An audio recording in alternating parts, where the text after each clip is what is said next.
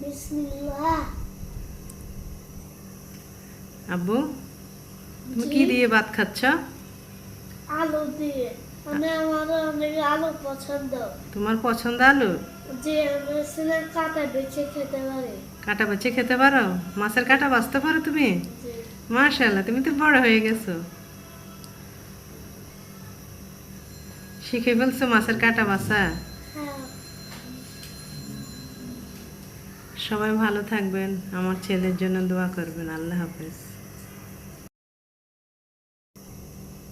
বিসমিল্লাহ।